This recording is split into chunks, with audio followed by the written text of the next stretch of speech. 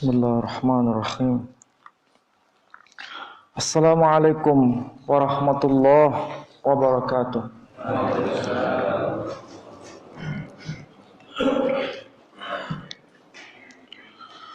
Alhamdulillahi haqqa hamdih. Alhamdulillahi wa kafa. Wassalatu wassalamu ala habibil mustafa Muhammadin wa ala alihi wa ashabihi wa sallama tasliman katsira. Faya ayuhan nas, faya ayyuhal hadirun, ittaqullaha haqqa tuqatih, fala tamutunna illa wa antum muslimun. Qala Allah tabaraka wa ta'ala fil Qur'anil aziz. A'udzu billahi minasy syaithanir rajim. Bismillahirrahmanirrahim.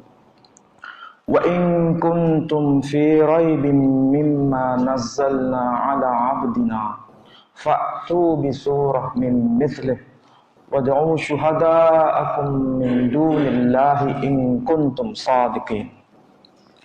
Al-ayah, sadaqallahul azim.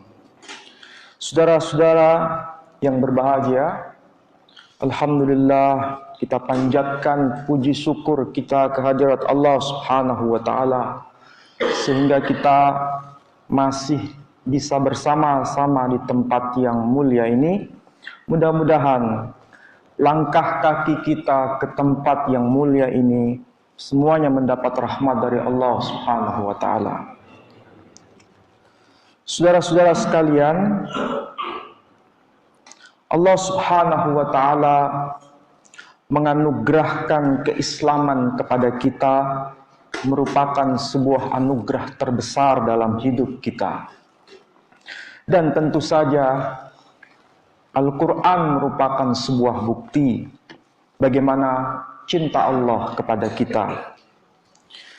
Saudara-saudara sekalian, Islam sebagai agama, dan tentu saja Islam merupakan salah satu dari ajaran-ajaran agama di sekitar kita, merupakan agama yang patut kita renungkan sebagai sebuah keistimewaan untuk zaman kita sekarang. Mengapa saya katakan demikian? Karena Al-Quran sebagai kitab suci merupakan sebuah kitab yang bukan kitab sederhana, tetapi kitab yang amat rumit, kitab suci yang amat rumit dalam segala hal, tetapi semuanya bertujuan supaya kita mengenal bagaimana cinta Allah kepada kita. Saudara-saudara, tadi saya kutip ayat yang termaktub dalam surah Al-Baqarah. Ayat itu berbunyi, wa in kuntum fi raibim mimma nazzalna 'ala 'abdina fa'tu bi surah min mithlih wad'u syuhada'akum min dunillahi in kuntum shadiqin. Jika kalian, wahai manusia, ragu atas apa yang kami telah tanzilkan, kami telah wahyukan kepada hamba kami Muhammad sallallahu alaihi wasallam, maka buatlah sesuatu yang serupa dengan Quran meskipun hanya satu surah saja. Dan panggillah sekutu-sekutumu selain Allah tabaraka wa taala bila kalian adalah orang-orang yang benar.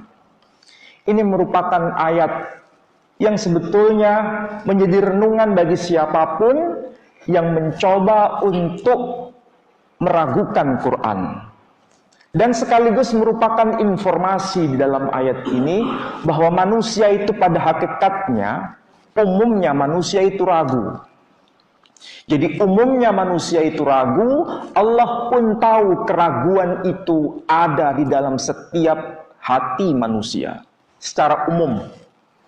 Tapi Allah pun memberikan sebuah tantangan kepada mereka yang ragu, supaya mereka tidak ragu lagi.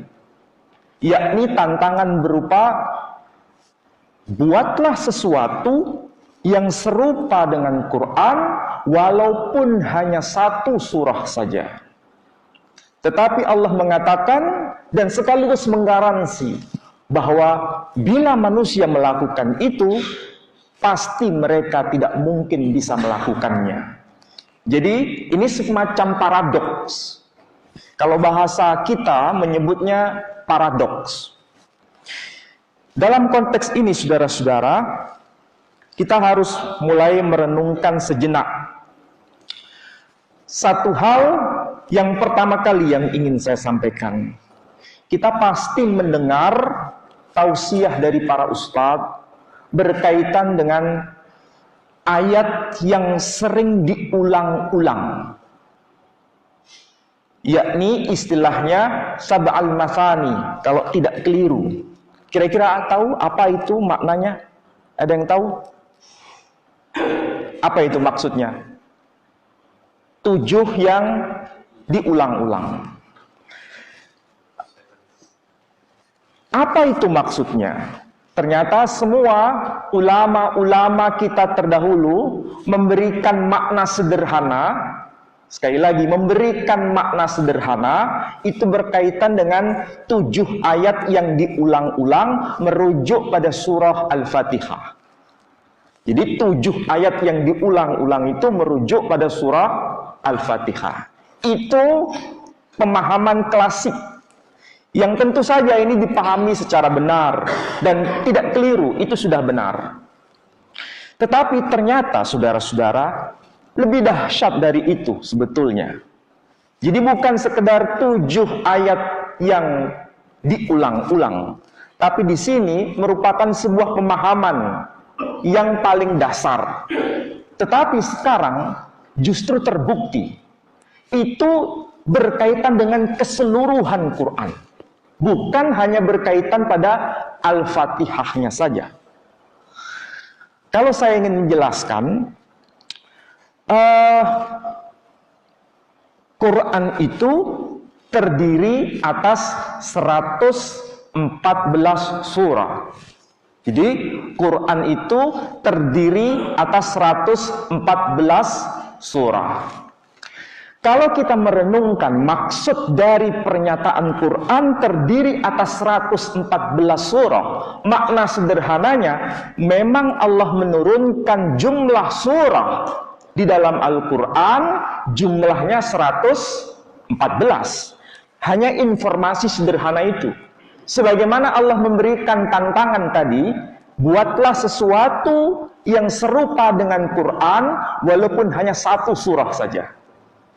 Dan Allah membuktikan kepada kita, baik mereka yang percaya terhadap Quran maupun yang tidak percaya dengan Quran, jumlahnya Quran ternyata memang betul 114 surah. Tapi coba perhatikan baik-baik. 114 surah itu ternyata memiliki pasangan antar surah. Jadi 114 surah itu ternyata memiliki pasangan antar surah.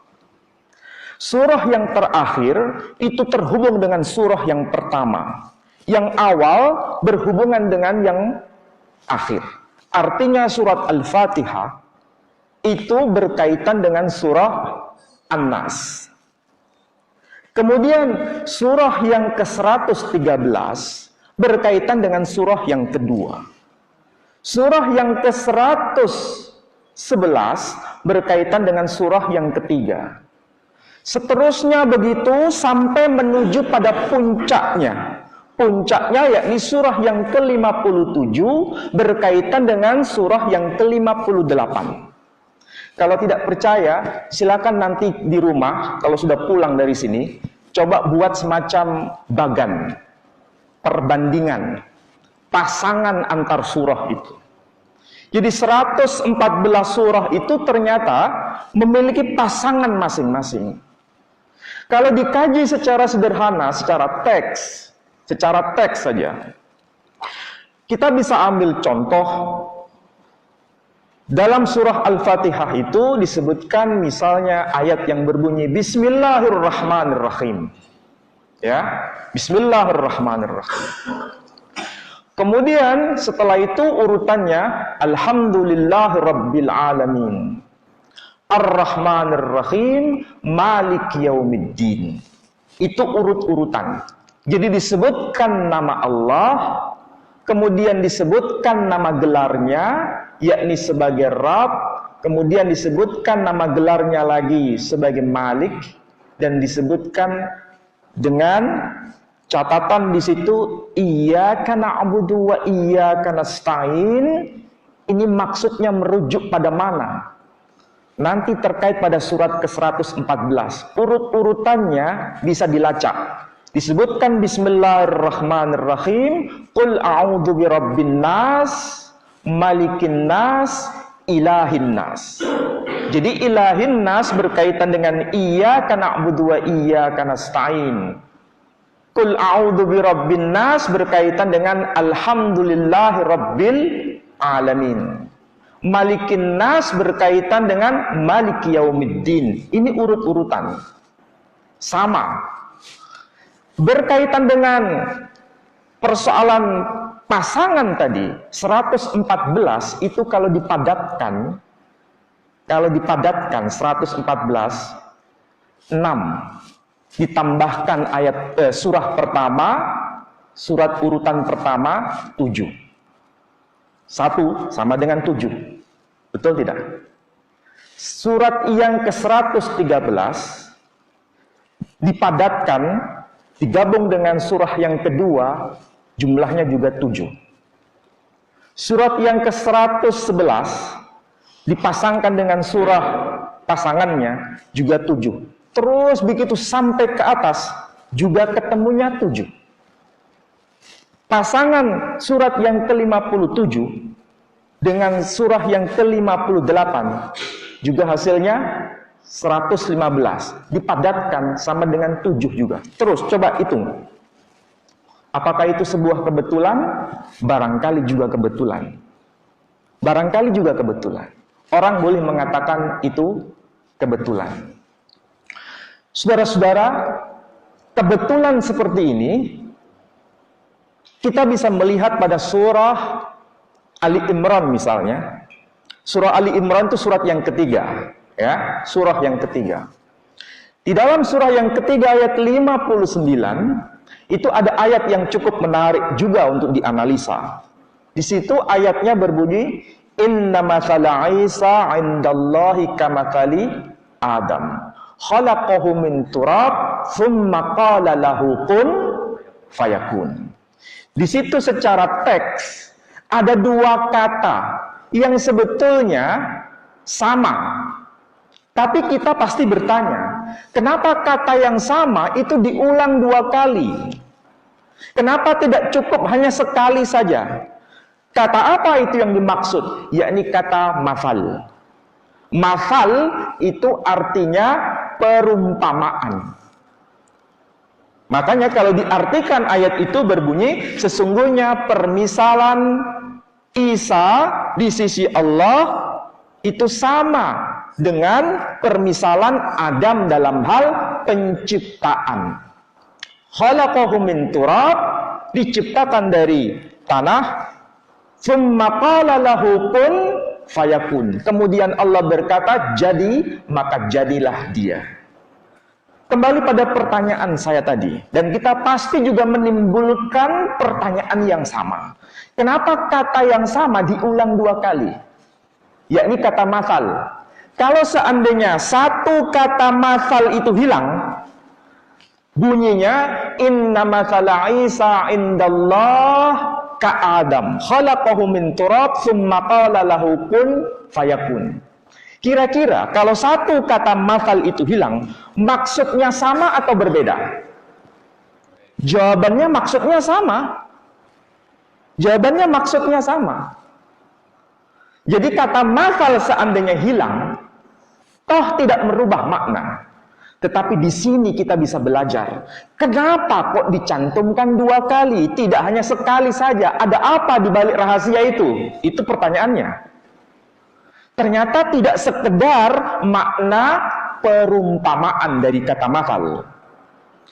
Karena kata masal ini terkait dengan kata yang mengikutinya, yakni merujuk pada dua nama person. Nama person siapa ini yang dimaksud? Yakni Adam dan Isa. Pertanyaan ini kemudian berlanjut. Kenapa Isa disandingkan dengan Adam? Kenapa bukan lain, nama yang lain? Misalnya Nuh, atau Ibrahim, atau Musa, atau Harun, atau lain-lain. Boleh tidak kita bertanya begini? Boleh. Karena Allah memberikan sebuah tantangan kepada kita untuk memecahkan sesuatu. Ternyata di saudara-saudara, ini memang aneh. Sekali lagi, mungkin kita menyebutnya kebetulan. Di situ kata masal dikaitkan dengan dua nama person, ya. Tapi coba perhatikan ayat itu baik-baik. Ternyata ini berkaitan dengan khalaqahu. Apa itu khalaqahu? Penciptaan, berkaitan dengan penciptaan. Artinya memang masal ini berkaitan dengan penciptaan, itu maksudnya. Tapi ternyata kata khalaqahu ini ternyata kata sentral. Sentral itu berarti di tengah-tengah. Sebelum kata sentral ini diawali dengan 7 kata. Yakni kata inna mathala Isa indallahi kamathali Adam. Coba hitung, itu terdiri atas 7 kata. Setelah kata khalaqahu diakhiri dengan 7 kata lagi. Min turab summa qala lahu kun fayakun. 7 kata. Jadi 7 kata. Diawali 7 kata, diakhiri dengan 7 kata.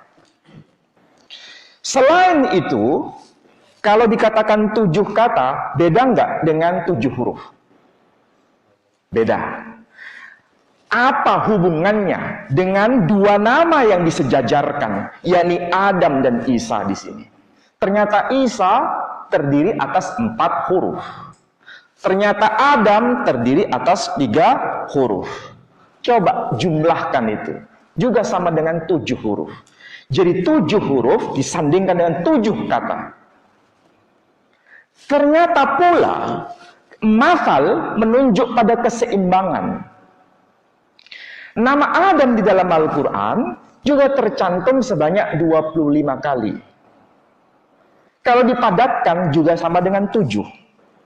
Nama Isa juga tercantum di dalam Al-Quran. Kalau nggak percaya hitung di komputer. Nanti pulang dari sini hitung di komputer. Kalau salah, gimana risikonya? Diapain saya? Terserah mau diapain. Tapi saya ini mau minta bukti. Betul-betul cari datanya. Adam 25 kali disebut secara komputer ya dalam Al-Quran. Isa juga 25 kali. Kalau dipadatkan juga sama-sama dengan 7. Anehnya lagi-lagi kebetulan. Penyebutan dua nama person ini sama-sama 25 ya. Tapi ketika nama dua orang ini bertemu dalam satu surah yang sama dan bertemu dalam satu ayat yang sama, itu justru terletak pada urutan yang ke-7 dari penyebutan 25 nama. Kok bisa begitu? Kebetulan. Jadi kebetulannya seperti itu. Lagi-lagi, ini merupakan tantangan bagi kita. Mengapa redaksinya seperti ini? Jadi huruf demi huruf ditata. Kata demi kata juga ditata. Jadi bukan hanya huruf yang ditata, tapi kata demi kata juga ditata. Pertanyaannya adalah, mengapa Al-Quran ditata sedemikian rapi? Bukan hanya kata yang ditata, hurufnya pun ditata. Letak-letak kata bukan sekedar rekayasa, tetapi memang atas petunjuk Allah Tabaraka wa Ta'ala. Sehingga tidak salah bila Nabi ketika menerima pewahyuan itu selalu mengatakan, letakkan ayat ini setelah ayat ini dan sebelum ayat ini. Nabi sendiri yang mengatakan. Tetapi Nabi berkata begitu bukan atas inisiatifnya, tetapi wa ma yantiqu 'anil hawa in huwa illa wahyu yuha, merupakan pewahyuan dari Allah Subhanahu wa taala. Nah, supaya kita semakin lebih jeli dan lebih betul-betul paham apa saja yang sebetulnya Allah letakkan sebagai sebuah tanda di dalam kitab suci ini. Perhatikan baik-baik. Di dalam Al-Quran, kalau kita menjumpai ayat yang pertama di dalam mushaf ya, kalau kita buka pertama, ayatnya yang tertulis itu pasti kita tahu. Bismillahirrahmanirrahim. Pasti kita tahu itu. Tapi apakah sesederhana itu ungkapannya? Pesannya memang menyatakan bahwa Allah itu dengan nama Allah yang Maha Rahman dan Maha Rahim. Tetapi ternyata Allah meletakkan tanda juga di situ. Tanda apa? Ternyata kata ism dalam Al-Quran, kata ism dalam Al-Quran itu sebanyak 19 kali. 19 kali. Kata ism. Apa hubungannya dengan Bismillahirrahmanirrahim? Ternyata Bismillahirrahmanirrahim juga kalau dihitung jumlah hurufnya juga 19 huruf. Kemudian kata Ar-Rahman dalam Al-Quran itu 57 kali. Kata Ar-Rahim itu 114 kali. Itu berarti 2 kali lipatnya kata Ar-Rahman. Ternyata kata Ar-Rahman dengan kata Ar-Rahim juga terkait dengan angka 19. Coba hitung sendiri kalau nggak percaya. Apakah seperti itu Quran? Iya, Quran seperti itu. Inilah sebetulnya yang membedakan antara mukjizat nabi-nabi terdahulu dengan mukjizat nabi terakhir Muhammad SAW. Kita pasti tahu namanya mukjizat itu sesuatu yang membuat orang takluk di hadapannya. Ijaz yang ketika bertemu dengan itu tidak bisa berbicara apa-apa. Satu hal yang menyamakan antara nabi kita dengan nabi yang lain-lain, yakni mukjizat yang terjadi pada masanya. Berkaitan dengan apa itu contohnya? Misalnya, ada satu contoh misalnya mukjizat Nabi Musa yang membelah lautan. Betul tidak? Di dalam Al-Quran diceritakan. Di dalam kitab agama Nasrani juga diceritakan. Di dalam kitab agama Yahudi juga diceritakan. Musa membelah lautan. Bahkan bukan hanya Musa yang membelah lautan. Krishna pun, tahu Krishna? Krishna tahu? Yang diimani oleh saudara kita penganut agama Hindu. Juga membelah lautan Yamuna. Dibelah lautan. Untuk menyelamatkan Arjuna dan Subhadra. Nah ini ada beliau yang ahli di bidang ini. Novel. Nah ini Pak Puji ini. Kalau disebut Ramasinta beliau paham. Nah ini berkaitan dengan Mahabharata. Jadi Krishna bisa membelah lautan. Musa membelah lautan. Jadi ada sesuatu yang sama. Nabi Muhammad SAW memang tidak membelah lautan. Dia membelah bulan. Dan itu dicantumkan di dalam Al-Quran. Tapi kalau ditanya, ketika Musa membelah lautan, apakah sampai hari ini jejak belahan lautan itu bisa terverifikasi? Tidak bisa diverifikasi. Tahu maksudnya diverifikasi? Diuji ulang. Apakah betul dulu pernah terjadi pembelahan lautan itu, lautan merah itu? Hanya sekedar kisah, cerita. Cerita di mana? Di dalam kitab suci. Tapi diverifikasi tidak bisa. Tapi kalau bulan terbelah, bisa diverifikasi? Bisa. Apa buktinya? Kalau nggak percaya, lihat saja di bulan. Maksudnya pergi ke bulan, itu memang terjadi retakan-retakan itu di situ. Artinya, memang ada sesuatu yang sama, tetapi tidak sesuatu yang serupa, tapi tidak sama.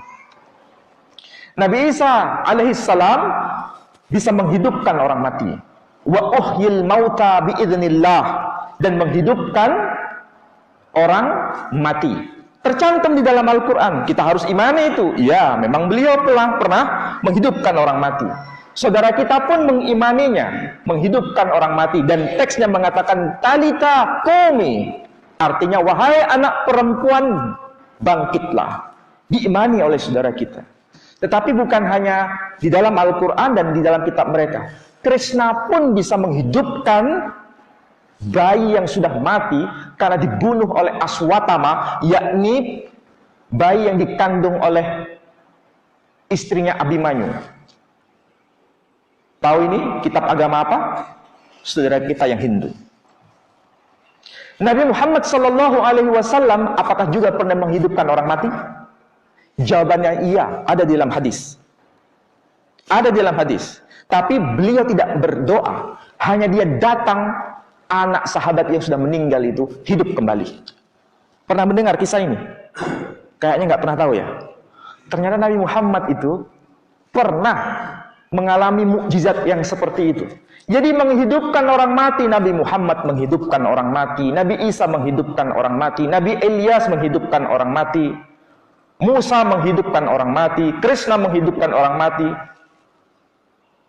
Semuanya bisa ada sesuatu yang serupa, meskipun tidak sama.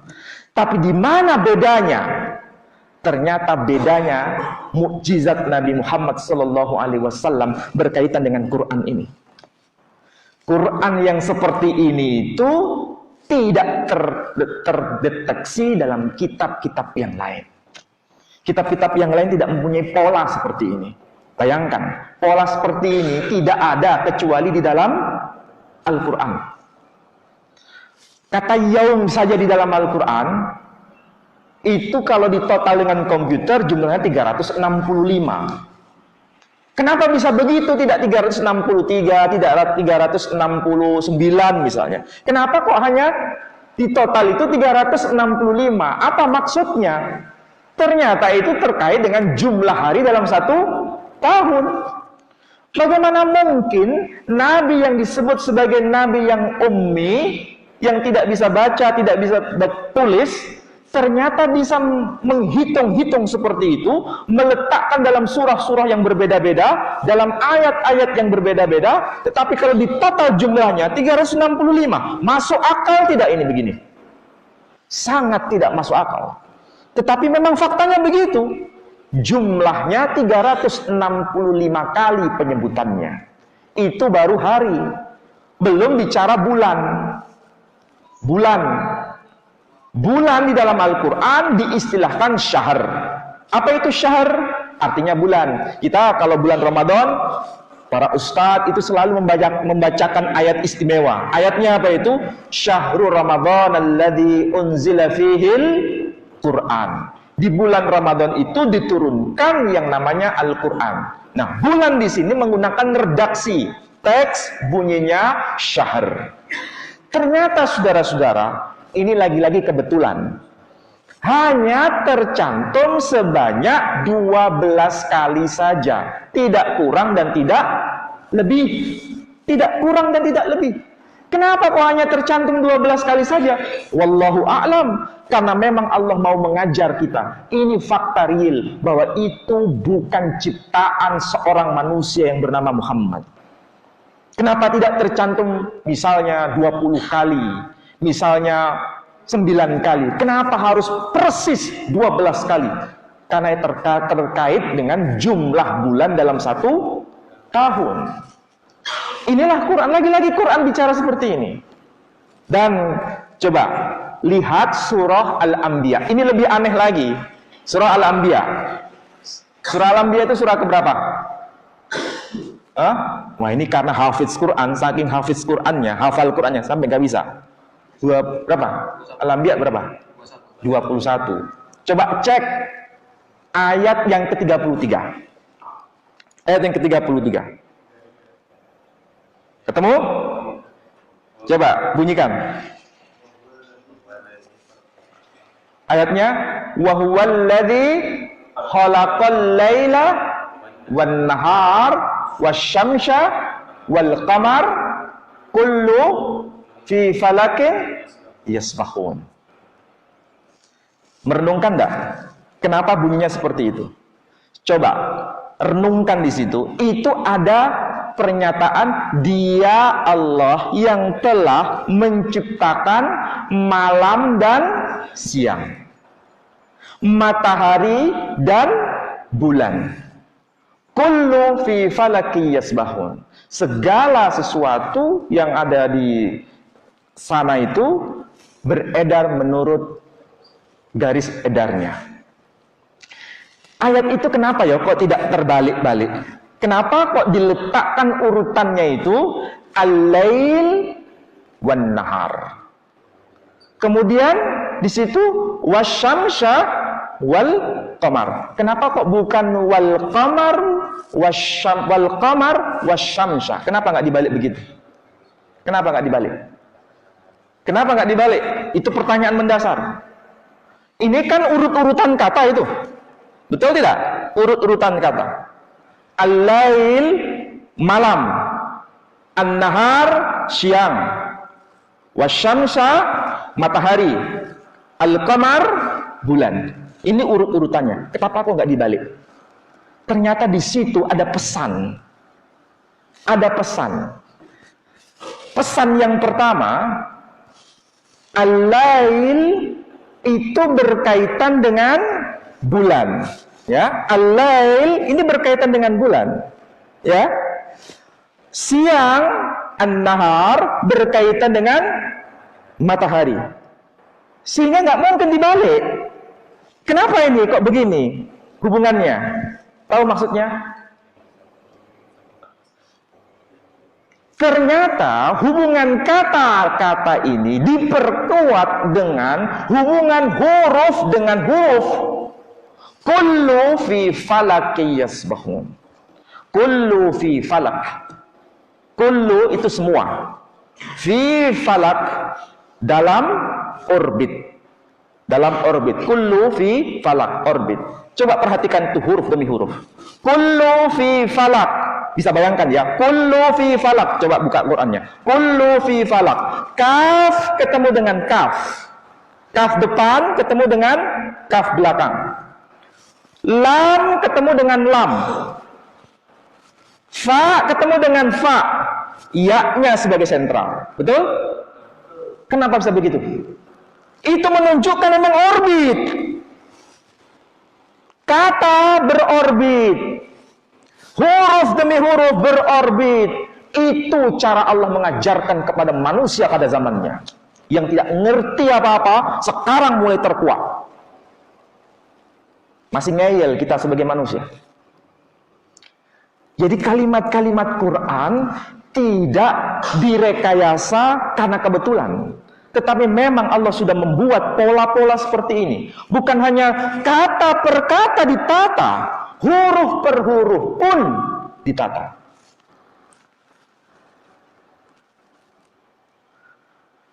Jadi saudara-saudara, perlu menjadi renungan kita semua.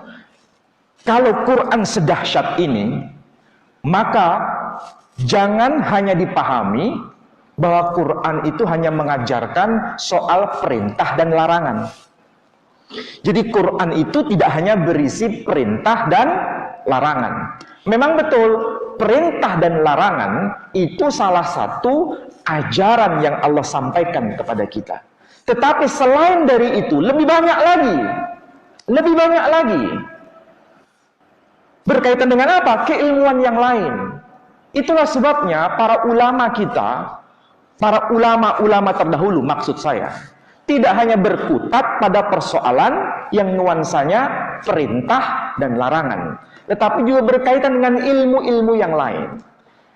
Sehingga tidak salah bila kita mendengar yang namanya abad pertengahan itu sebagai masa keemasan era Islam. Karena memang para ulama waktu itu mengkajinya sedetail itu dan serumit itu. Dari mana inspirasinya? Dari Al-Quran.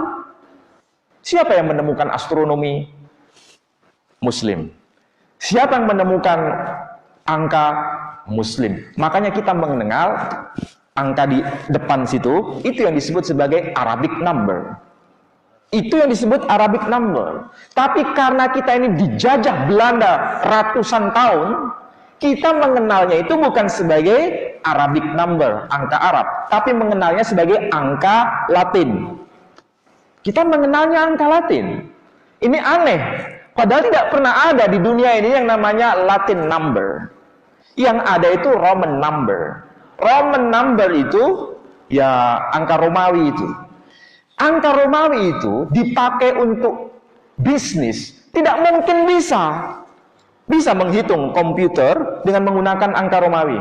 Ditambah, dikurang, dibagi, dikali. Bisa? Jebol itu bisnisnya. Nggak bisa dipakai. Yang hanya bisa dipakai dengan menggunakan angka model begitu. Yang disebut sebagai Arabic number.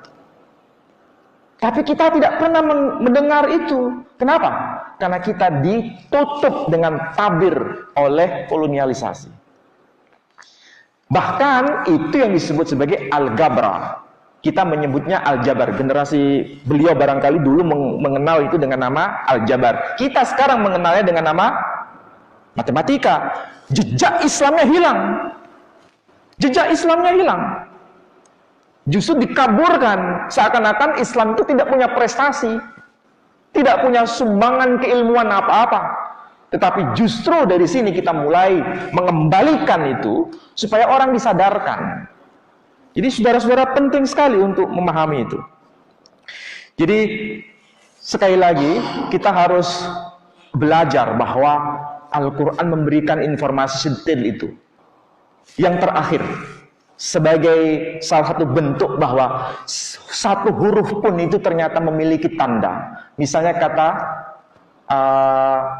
kufur dan kata iman. Kufur kaf fa ra. Iman alif ya mim alif nun. Ternyata berapa kali kata kufur itu diulang dan berapa kali kata iman itu diulang? Ternyata hanya 8 kali. Tapi kalau kata al-kufur dan al-iman ada al-nya, ya, ditambahkan alif dan lam. Itu masing-masing terulang sebanyak 17 kali. Kenapa seimbang? Al-iman dengan al-kufur, jumlahnya seimbang. Iman dengan kufur, jumlahnya seimbang. Allah memberikan tanda. Kalau tidak ada al-nya, jumlahnya sekian. Kalau ada al-nya, jumlahnya sekian. Siapa yang menentukan begini? Allah tabaraka wa ta'ala. Jadi bukan sia-sia Quran begini ini. Bahkan ya, Allah berkata, telah aku ciptakan langit ini sebanyak 7 lapis langit. Sab'a samawat. Sab'a itu 7. Samawat itu langit. Disebutkan itu. Anehnya saudara-saudara, sab'a samawat, 7 lapis langit. Kalimat seperti ini, itu muncul di dalam Al-Quran sebanyak 7 kali terulang dalam 7 surah dan 7 ayat. Mengapa bisa begini Quran? Kebetulan. Jadi jawabannya kebetulan sekali. Jadi mudah-mudahan dengan informasi seperti ini kita semakin mencintai Quran. Ini dunia tidak semakin mundur. Dunia itu semakin berkemajuan. Keislaman kita kan jangan mundur. Keislaman kita ini berkeislaman yang berkemajuan. Terus bertambah. Keilmuan itu tidak akan berhenti. Keilmuan itu semakin sempurna. Menuju pada zaman yang semakin akhir. Semakin sempurna. Jadi zaman kita ini nanti akan lebih sempurna lagi. Terus ke atas. Sampai masa yang akan datang. Menjelang ila yaumil qiyamah. Keilmuan itu begitu dahsyat. Semua akan terkuak. Jadi tidak ada yang lebih ragu lagi. Jadi sekali lagi, kalau kita tidak berlomba-lomba dengan zaman ini, ketinggalan betul. Jadi syukurilah dengan hadiah terbesar dari Allah Subhanahu wa ta'ala berupa Al-Quran ini. Karena mukjizat itu bukan hanya mukjizat fisik yang pernah dilakukan oleh Nabi. Tetapi ada satu mukjizat yang terus akan terungkap, yakni melalui Al-Quran ini. Dan tentu saja yang mengungkap adalah para ilmuwan yang mereka punya basic keilmuan mereka masing-masing. Dan kita tinggal menikmatinya. Tapi sekedar menikmati itu tidak bagus. Harus bisa melakukan eksplorasi, dan itu kewajiban kita. Dengan demikian saudara-saudara, iman kita semakin mantap, spiritual keagamaan kita semakin mantap, tapi kajian keilmuan kita juga semakin mantap. Jangan lupa, ini ada anak-anak muda, jangan sampai nanti loyo. Loyo dalam arti spiritualnya bagus, tapi keilmuannya rendah. Jangan sampai begitu. Atau sebaliknya, keilmuannya luar biasa, spiritualnya tidak jalan. Kita harus imbang dalam hidup ini. Spiritual dibangun bagus, intelektual dibangun bagus. Dengan demikian, kita mempersembahkan hidup kita untuk Allah, itu betul-betul lengkap dan sempurna. Ada nilai ruhani dan ada nilai jasmaninya. Mudah-mudahan apa yang saya sampaikan ini bermanfaat bagi saudara-saudara semua. Kalau ada yang mau tanya, silakan. Ya.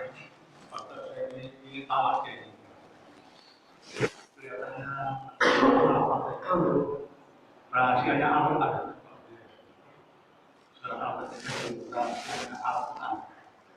Kalau kita kaitkan dengan syahadat, itu semuanya dari Al-Quran. Jadi kita mengajar Al-Quran tak bisa. Ya, memang surah Al-Fatihah itu merupakan inti dari semua yang termaktub di dalam Al-Quran. Itulah sebabnya disebut Al-Fatihah. Al-Fatihah itu apa? Pembukaan. Pembukaan itu apa? Kalau dalam keilmuan sekarang itu mirip dengan yang namanya summary. Jadi sebelum membaca skripsi, sebelum membaca tesis, sebelum membaca disertasi, ketika orang membaca namanya summary di depan itu, abstraknya ya, membaca abstraknya itu minimal langsung terbersit, oh intinya berkaitan dengan bla bla bla bla, berkaitan dengan ini dan itu, sebelum baca keseluruhan. Quran juga begitu. Sistematika Quran itu sistematika buku. Kalau saya katakan sistematika buku, maksudnya paham ya? Buku modern tuh sebetulnya merujuk pada apa yang telah disampaikan di dalam Al-Quran. Jadi ada abstraknya itu, pembukaannya itu, nanti baru terkait dengan isinya. Baru nanti muncul yang terakhir 114, itu kesimpulannya. Kesimpulannya apa? Mentauhidkan Allah Subhanahu wa taala. Intinya di situ. Berkaitan dengan apa? Surat An-Nas. Jadi relasi manusia dan relasi Tuhan, hubungan vertikal dan horizontal disebutkan di situ total semua. Jadi itulah inti dari pewahyuan Quran. Jadi sekali lagi, dengan membaca keseluruhan Quran, sama seperti kita membaca disertasi, sama seperti kita membaca skripsi, sama seperti kita membaca tesis. Polanya seperti itu. Ini luar biasa kalau Quran. Saya kira demikian ya, yang bisa saya jelaskan. Ya, silakan.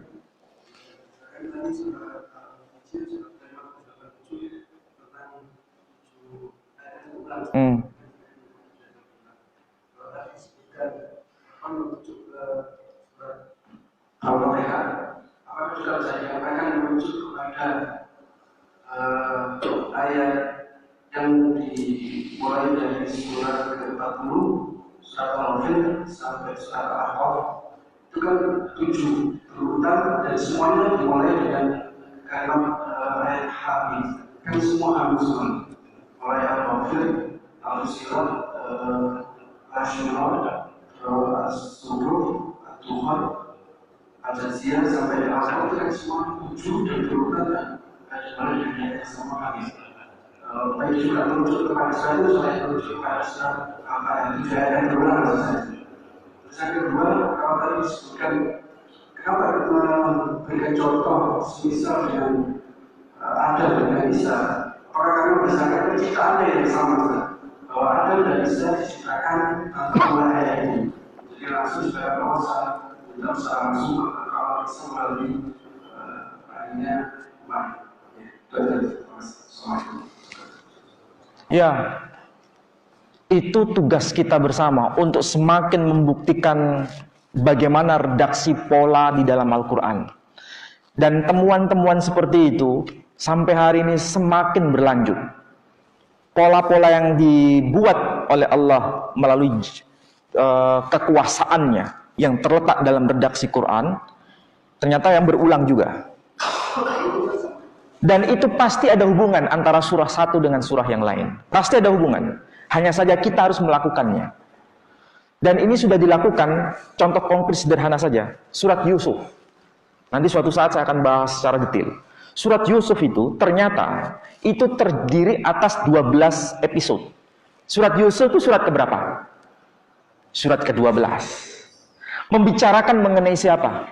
12 bersaudara. Berkaitan dengan berapa episode? 12 episode. Episode pertama ketemu dengan episode ke-12. Episode kedua ketemu dengan episode yang ke-11. Episode ketiga ketemu dengan episode ke-10. Episode keempat ketemu dengan episode ke-9. Terus begitu, seperti pasangan. Kenapa bisa begitu? Wallahu a'lam. Aneh. Kebetulan memang. Tadi pertanyaan yang kedua berkaitan dengan masalah Isa dengan Adam tadi. Kan saya ajukan pertanyaan yang kedua. Kenapa Isa dipasangkan dengan Adam? Tentu saja bukan sekedar karena kalau nanti berkaitan dengan Adam, memang di polanya itu pola 7 huruf. Memang. Tetapi pesannya adalah ini berkaitan dengan penciptaan. Penciptaan dalam hal apa? Tidak ada bapaknya.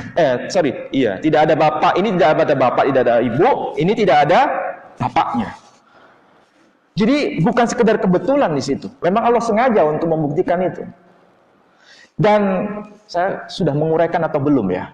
Berkaitan dengan apa yang diterima oleh Maryam, yakni makanan yang dari surga, yang redaksi Quran menggunakan istilah rizqa. Jadi ketika Zakaria masuk ke dalam rumah suci Baitullah di situ, Maryam sudah menemukan yang namanya rizqa. Ketika Zakaria masuk ke situ, Zakaria berkata, "Anna laki hadza." Itu bukan pertanyaan biasa. Kalau bahasa Indonesianya terjemahannya biasa. Ini makanan dari mana?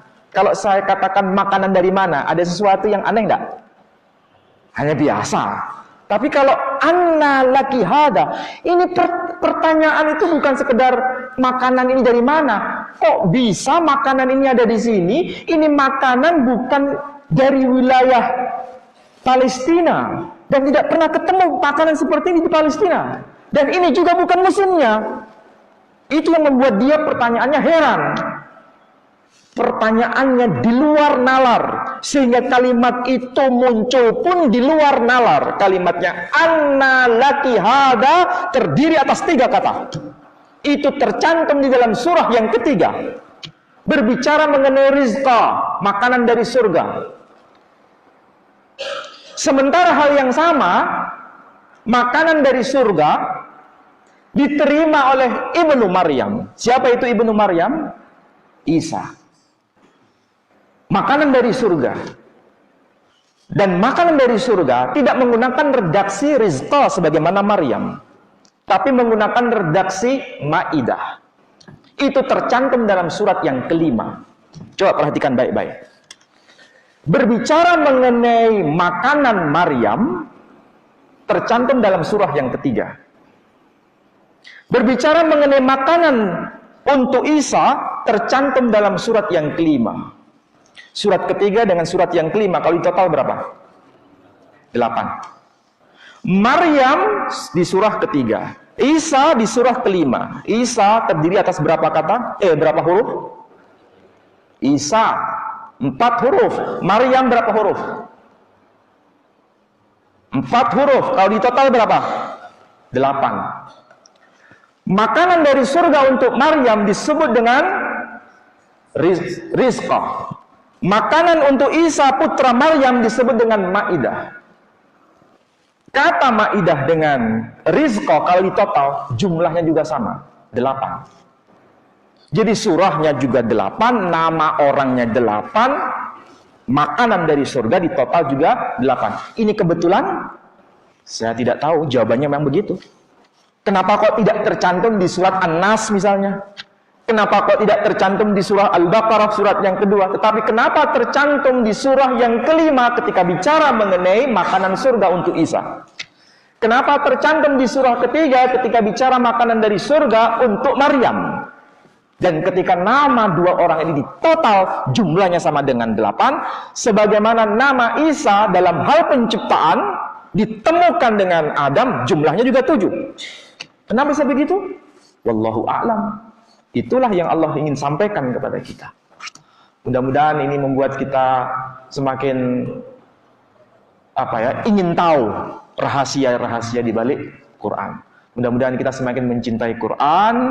Makanya tidak salah ini. Sederhananya, kenapa Quran itu bisa dihafal? Karena huruf demi huruf ditata. Kata demi kata ditata. Tidak boleh dibolak-balik. Surah demi surah ditata. Siapa yang menata? Allah Tabaraka wa Ta'ala. Sehingga total semuanya disebut dalam Quran sehingga bisa dihafal oleh siapapun.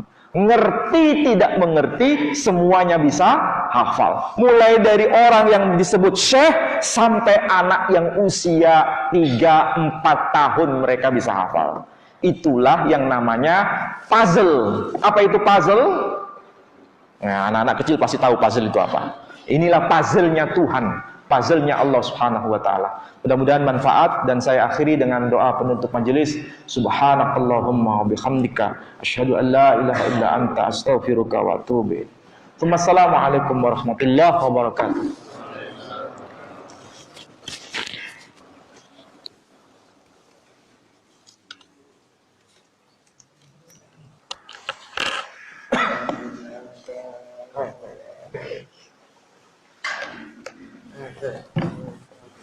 Lama gak ketemu ya? Sehat ya?